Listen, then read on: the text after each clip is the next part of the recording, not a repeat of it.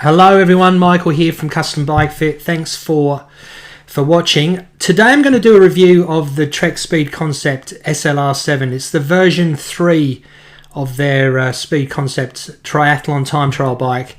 The bike's been around for a while now, certainly over a couple of years. I've done a lot of fits on these, and there are recurring themes, recurring issues when I go to the fit clients, the things that they're not aware of when they purchase the bike.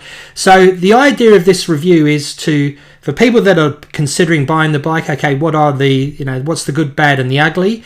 And for those that have the bike that may be experiencing some issues, what can be done? Okay, so first of all, let me just say, because if you watch this review, you'll probably think he hates the bike. I don't. I really like it. There's just some things about it that I think need changing. It's a bike that I would buy. I had the second generation Speed Concept, loved it, but I had to change the cockpit. And this is where most of the issues are with this bike. And indeed, with a lot of the time trial bikes today with an integrated front end. So the first thing I'm going to talk about is the seat post. As a fitter, I think it's really important to have adjustability in the seat post, not just in the cockpit. Most people think, oh, we'll just jam the saddle all the way forward and that's it, we'll be generating lots of power and we'll be comfortable. That's not the case. So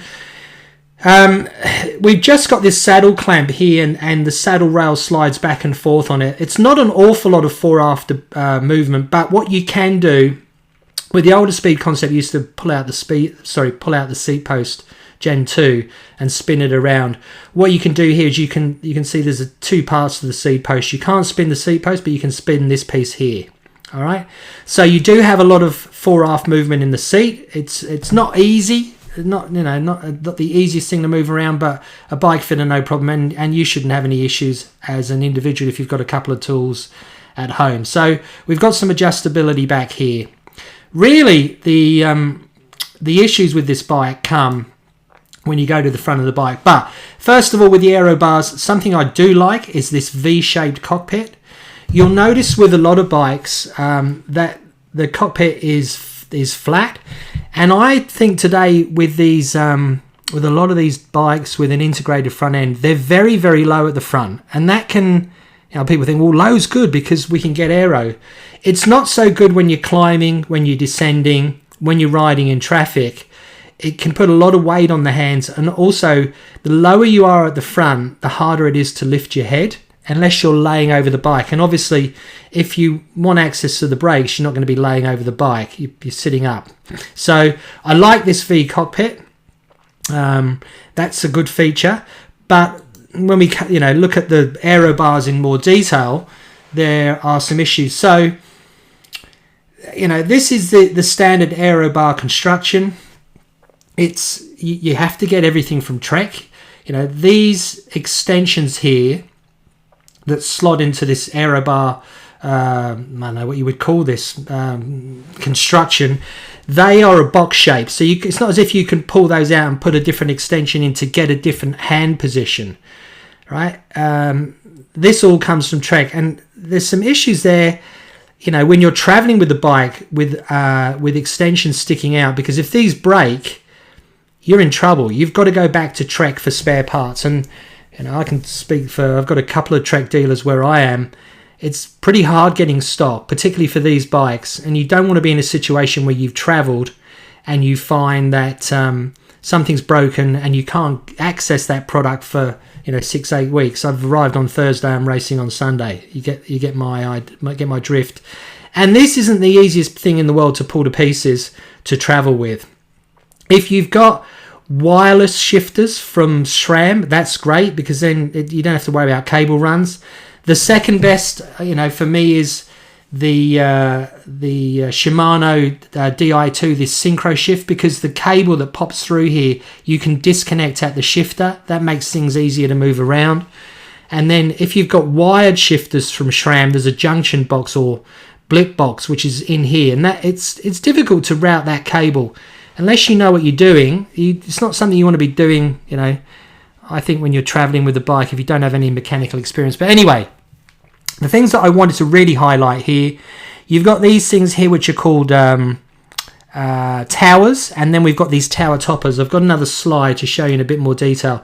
So this is the tower, and this is the tower topper.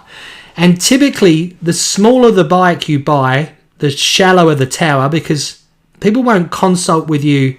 Typically, from my understanding, the clients that I've had come in, no one really consults with them as to what size tower they need. And the tower toppers, they have 3 different types. They have near, which brings things near to you, mid, which pushes things a little bit further forward, and then far, pushes far away. What I'm seeing today, and typically with this bike, you want to have those armrests in front of you rather than directly underneath you. So every single small bike that I've seen has come with a near topper, and we've changed it out for a mid. And in some instances, we need to go to a far. So you need to have a conversation with the bike shop before you purchase the bike. I'll just show you on another slide. Okay. Here is an example. This is mid, but the near will bring that pad back here. The far will push it forward. And if you're looking, for example, at a lot of the pros today, they're moving their hands further and further away. They're going out front. Jamming that saddle forward, moving the front of the bike forward. You need somewhere to go to. So again, with these tower toppers, because cables run through here as well, you need to understand what it is how high do I need to be at the front? Where do I need those armrests to be? You need to, I think, have a consultation with somebody, talk to somebody before you order the bike, because getting spare parts or getting these things changed out after the fact isn't easy, because there's not a lot of stock around. I'd say that's a global issue. All right, so there's the cockpit. I'm not a big fan of the cockpit. I personally have changed a number of things out, and I'm going to walk you through a couple of my favoured solutions. The cranks on the bike, again, this is a premium bike. I think with all bikes, you should be able to have a conversation with the bike shop and ask them about crank length. The larger the bike, the longer the crank. So I've had a couple of larges and an extra large come through. They had 175mm cranks on. Medium was a 172.5. I think the few smalls that I've had, I did have one come through with a 165, another few with 170s. The shorter the crank, in my opinion, the better. So even if you're on an extra large or a large, I'd be asking for short cranks. If you're paying, typically these bikes in Australian dollars are around $15,000. I'd be asking for crank length. So be aware of what the crank length is as standard, and can they change that? Shorter cranks, there's tons of benefits to riding shorter cranks. Opens up the hip angle, they're easier to turn over. They increase your cadence, so your cadence matches more what you're going to do running off the bike. No lack of power by using a long crank. You can always change the chain rings if you want to go and push something a bit bigger. But short cranks, less range of motion. And again, a lot of the people I see buying these bikes are middle-aged. They don't have great range of motion. If you've got a long crank, you need bigger range of motion. The shorter crank, smaller range of motion. It's better all round for the hips, for the knees, etc., for running off the bike, for getting into a TT position that's maintainable. So comfortable and sustainable, the two major things that I'm looking for. So crank length, have a word with the shop before you do anything. All right, so extras that you can order with the bike, this hydration system. If you are changing these pads, and I don't like these pads at all, you cannot fit, 9 times out of 10, you can't fit this hydration system in. I don't see the point in ordering it. The other thing is, if you have this on a tilt, and there is a product that you can put in here to gain a bit more of an angle, another 15 degrees of tilt, when you have a enclosed bottle, or bottle with a straw at an angle, you can never refill them properly. So I would pass on this hydration system. There are, depending on what you do with the front end, there are better options. The Aero bottle, I like the size of it. I think it holds 769 millilitres of fluid. I'm just not sure about the cage and the shape. It's something you need to practice with. So for me, Aero bottles, you need to be able to get them out quickly and put them back in quickly. I'm sure if you were to practice with this bottle, that would work. So that's probably a good thing. But and you could put all your fuel in there, depending on the distance of the race. So yeah, the Aero bottle's pretty good. The top tube storage here, I'm not actually a fan of having top tube storage that goes into the frame itself, because it's hard to get things out, and when you've got your hands in here, this stuff can easily come away. There's a company called Fast TT, and I'm going to talk about some of their aero bars in a minute. They actually make a cover that goes across here, which has a couple of lugs in, so you can put another bento box over the top. So this is sealed. You could just leave it sealed. You could put another bento box on the top, or you could put a drink bottle on the top tube. So if you don't like that, there are some things that you can do. Fast TT, you'll see in a minute. Okay, now to get some more angle on these bars, this is one of the simple things that I do. I get these 15-degree wedges from Speed Metrics. They're in Brazil. In US dollar terms, I think about 180, 140, 150. Anyway, under 200 US dollars for these wedges. There's freight involved as well. And you can get this 15 degrees of tilt. So if you were going to do nothing more, because I don't think there's enough tilt on these bars, that's something that you can do pretty simply. The issue with how this has been constructed, it actually brings that pad a little bit closer to you. So I'm kind of using these in conjunction with the mid or the far tower toppers, but that's a solution if you want more angle on those existing aero bars. But for me, the best third-party product to put on this bike is a solution from Fast TT, and this is an example of some of their Gen 1 bars. What they consist of, so it's a Fast TT carbon aero bar. They're $1,065 US dollars, so they're not cheap. Then you have this adapter plate which sits across. You've got your dual posts there, your dual towers. This then sits on top of those towers.